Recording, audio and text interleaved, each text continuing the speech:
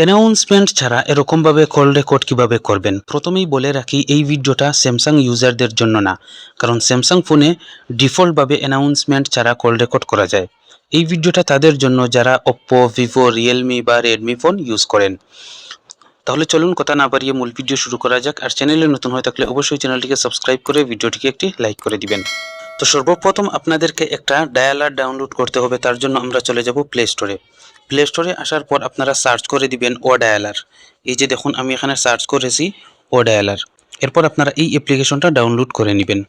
এখানে আমি বলে রাখি এই অ্যাপ্লিকেশনটা কিন্তু স্যামসাং ফোন ছাড়া অন্যান্য ফোনে কিন্তু সাপোর্ট করবে, যেমন রিয়েলমি, ভিভো, ওপ্পো যে এইরকম যে ফোনগুলো রয়েছে এই ফোনগুলোতে সাপোর্ট করবে, স্যামসাং ফোনে কিন্তু সাপোর্ট করবে না। আরও একটি গুরুত্বপূর্ণ কথা হচ্ছে স্যামসাং ছাড়া অন্যান্য যে ব্র্যান্ডের ফোনগুলো রয়েছে যেমন ওপ্পো, ভিভো, রিয়েলমি, এই ফোনগুলোতে কিন্তু তাদের যে নিজস্ব ডায়ালার রয়েছে অনেকগুলাতে কিন্তু ডিফল্টভাবে কল রেকর্ডিং অপশন দেয়া থাকে, আবার অনেকগুলাই কিন্তু দেয়া থাকে না।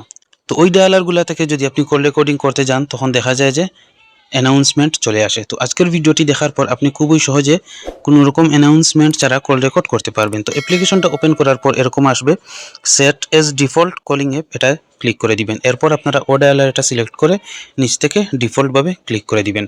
এরপর দেখতে পারবেন অ্যাপ্লিকেশনটা কিন্তু ওপেন হয়ে যাবে। এই ডায়ালারটা কিন্তু অন্যান্য ডায়ালার থেকে আমি মনে করি অনেক সহজে ইউজ করতে পারবেন। এরপর দেখুন কর্নারে রয়েছে 3 ডট মেনু, এটাতে ক্লিক করে দিবেন। এরপর পেয়ে যাবেন সেটিংস অপশন, সেটিংসের মধ্যে ক্লিক করে দিবেন। এখান থেকে দেখুন কল রেকর্ডিং রয়েছে 3 নম্বরে, এই কল রেকর্ডিং এর উপর ক্লিক করে দিবেন। তো বন্ধুরা দেখুন এখানে 3টে অপশন রয়েছে।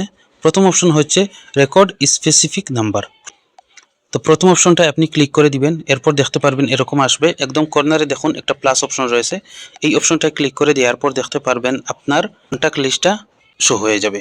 এখন আপনি এখান থেকে যে নাম্বারগুলো সিলেক্ট করে দিবেন সেই নাম্বার থেকে যদি কল আসে তাহলে কিন্তু সেই কলগুলা রেকর্ড হবে। এখন আপনি যদি চান যে এখান থেকে কোনো একটা নাম্বার সিলেক্ট করে দিতে, এরকমভাবে সিলেক্ট করে দেওয়ার পর এই ডান অপশনে ক্লিক করে দিলেই কিন্তু এটা সেট হয়ে যাবে।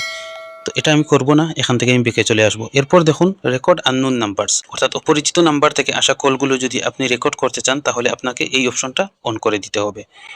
তো আমি এটাও অফ করে দিব। দেখুন 3 নম্বরে রয়েছে রেকর্ড অল কলস, এই অপশনটা যদি আপনি অন করে দেন তাহলে কিন্তু আপনার ফোনে আসা সকল কল কিন্তু রেকর্ড হবে। তো এই অপশনটাও আমি অফ করে দিব।